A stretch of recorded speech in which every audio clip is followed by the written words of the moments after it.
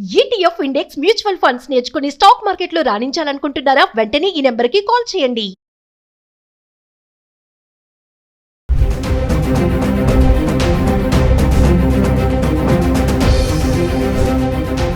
నమస్తే, welcome back to Suman TV. Present మనతో పాటు ఉన్నారు అనలిస్ట్ మందర్ కృష్ణారెడ్డి గారు. నమస్తే సార్. నమస్తే అమ్మా. సార్, మనం బంగారం వెండి గురించి చాలా వీడియోలో మాట్లాడుకున్నాము. మరి ఆల్ టైమ్ రికార్డ్గా వెళ్ళిపోయినటువంటి ధర స్వల్పంగా తగ్గడం అయితే మళ్ళీ చూస్తున్నాం. అంటే ఇది గుడ్ న్యూస్ అనుకోవచ్చా? మరి ముందు ముందు పెళ్లిళ్ళ సీజన్ ఉంది. 1,80,000 వరకు వెళ్ళినటువంటి 24 క్యారెట్స్ గోల్డ్ ఇప్పుడు 1,50,000 వరకు వచ్చేసింది. 22 వచ్చేసి 1,40,000. ఇంకా వెండి అంటారా 4,25,000 వరకు వెళ్ళి ఇప్పుడు మళ్ళీ 2,60,000 ఉంది. ఎందుకు ఒకసారి ధరలు ఇలా తగ్గిపోతున్నాయి? ఇలాగే తగ్గే ఛాన్సెస్ ఉన్నాయా? మళ్ళీ ఒకేసారి పెరుగుతాయా? అంటే ప్రపంచ పరిస్థితులను బట్టి గోల్డ్ కానీ సిల్వర్ కానీ ఆధారపడి ఉంటాయని మనం ఎప్పటి నుంచో అనుకుంటున్నాం. మనం ట్రంప్ విధానాలు దీనికి ముఖ్యమైన కారణాలు. ట్రంప్ చాలా జీతాల నుంచి దేశాల మీద అగ్రెసివ్గా వెళ్ళాడు. బాంబులు వేసేస్తా అన్నాడు, ఆక్రమించుకుంటా అన్నాడు, ఈ ద్వీపం నాది అన్నాడు, ఈ దేశం నాది అన్నాడు. వెనిజులాను అయితే రాత్రికి రాత్రే ప్రెసిడెంట్ ఆయన భార్యని ఇద్దరిని పట్టుకొచ్చేసేసి వైట్ హౌస్లో బందీ చేసి పెట్టుకున్నాడు. ఇవన్నీ జరిగాయి. వీటి వల్ల భయానకమైన పరిస్థితి ఏర్పడి అన్ని దేశాలు కూడా భయపడ్డాయి. ఏ క్షణంలో ఏ నిర్ణయం తీసుకుంటారో తెలియకపోవడం వల్ల గోల్డ్ రేటు అంటే డాలర్ మీద దాని ప్రభావం కనబడింది. దాని ప్రభావం వల్ల మిగిలినటువంటి బంగారం మీద వెండి మీద కూడా దాని ప్రభావాలు చాలా కనపడ్డాయి. ఇవి కాకుండా ఇంకా అనేక కారణాలు, ఒక కారణం అని చెప్పడానికి వీలేదు, ప్రపంచంలో అనేక కారణాలు దీనికి దారితీశాయి. ఇప్పుడు కనబడుతున్నది తాత్కాలికం మాత్రమే. ఎందుకంటే ట్రంప్ ఆలోచనలు ఎప్పుడు ఎటు మారుతాయో తెలియని పరిస్థితిలో ఉన్నది. ఎందుకంటే ఇంతకాలం స్టడీ చేసిన వాళ్ళు ఎవరైనా సరే, 2 ఏళ్లు ట్రంప్ను గమనించిన వాళ్ళు ఎవరు కూడా ట్రంప్ ఇలాగే కంటిన్యూ చేస్తాడని అనుకోవడానికి వీల్లేదు. ఇప్పుడు కొద్దిగా ట్రంప్లో మార్పు కనబడ్డట్టు కనబడుతుంది. కానీ ఇది ఎంతకాలం ఉంటుంది? వారం ఉంటుందా, 3 రోజులు ఉంటుందా, 5 రోజులు ఉంటుందా అని తెలియని పరిస్థితిలో ఇది నడుస్తుంది అని చెప్పక తప్పదు. ఇలాంటి పరిస్థితులు ఉన్నాయి. ఇవి ఏమీ కూడా తాత్కాలికంగా మాత్రమే బంగారం రేటు, వెండి రేటు తగ్గాయి. డెఫినెట్గా ఇది మళ్ళీ పెరుగుతుంది. నిపుణులు చెప్తున్న మాట ఇది.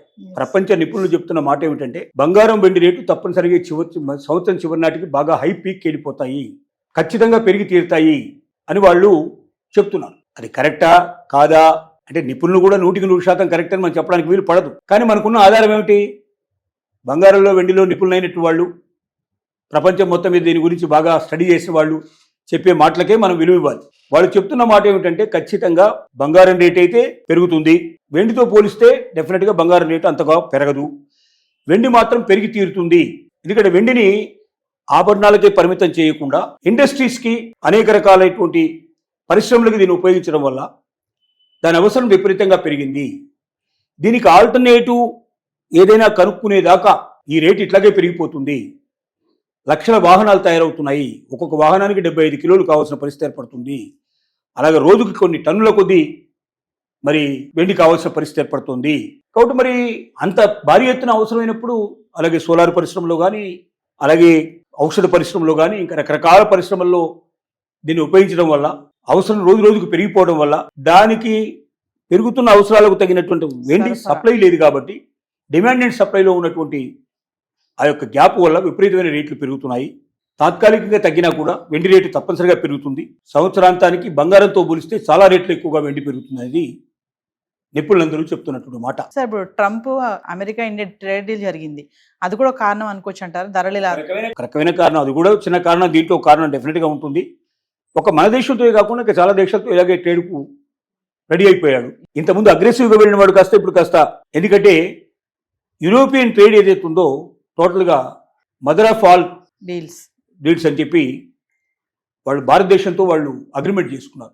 రోజుకు ఒక రకమైన విధానంతో ఉండేటువంటి అమెరికాకు వెళ్ళడం కన్నా స్థిరంగా ఉండే భారతదేశంతో మనం వెళ్ళడమే మంచిది, మన అవసరాలు మొత్తం ఇక్కడే తీరుతాయనే నిర్ణయానికి వాళ్ళు వచ్చారు. ఇలాంటి ట్రేడ్స్ అన్ని జరుగుతున్నప్పుడు, డీల్స్ జరుగుతున్నప్పుడు అమెరికాకు సంబంధించినటువంటి ఎవరైతే ట్రంప్కు సంబంధించిన అడ్వైజర్స్ ఉన్నారో వాళ్ళంతా చెప్పారు, నువ్వు మొండిగా వెళుతున్నావు, చివరికి అమెరికాలో రేట్లు విపరీతంగా పెరిగిపోయి ఇక్కడున్న జనం కూడా గొడవ పెట్టడం మొదలు పెడుతున్నారు. ఎప్పటికే more than 54%, 57% నీకు వెగనిస్ట్గా తయారయ్యారు ఇక్కడ. సో ఈ పరిస్థితుల్లో ఇంకా నువ్వు ఎక్కువగా తెచ్చుకుంటే ఇలాంటివి నీకే ఇబ్బంది కలిగే పరిస్థితి ఉంది. కాబట్టి కొన్నిట్లో తగ్గడం కూడా నేర్చుకో అని సలహా ఇచ్చారు. ఏ మైండ్ ఏ ఆలోచనలో ఉందో మొత్తం మీద టక్కున ఒప్పుకున్నాడు. టకటక కొన్ని దేశాలతోటి ట్రేడ్ డీల్స్ చేసుకోవడం మొదలుపెట్టాడు.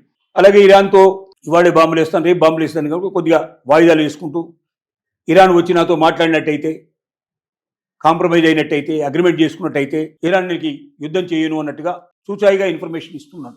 ఇలాంటి చాలా మార్పులు కలుగుతున్నాయి. సో ఈ మార్పులన్నిటి ఫలితంగా ఏం జరుగుతుందంటే కొద్దిగా చప్పబడింది, కొద్దిగా చల్లబడింది.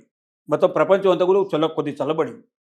ఆ చల్లబడిన కారణాల వల్ల బంగారం వెండి రేట్లు తగ్గుతుంది. తగ్గాయి. ఎప్పుడు పెరుగుతుందో ఏ చెప్పలేదు. క్షణంలో ఏం జరుగుతుందో మనం చెప్పలేం. కానీ ప్రపంచ నిపుణులు చెప్తున్న మాట మాత్రం ఈ సంవత్సరం చివరి నాటికి బంగారం రేటు కూడా పెరుగుతుంది. బంగారం రేటు కన్నా అనేక రెట్లు ఎక్కువగా వెండి రేటు పెరుగుతుంది అనేది మాత్రం నిపుణులు చెప్తున్నటువంటి మాట. Thank you.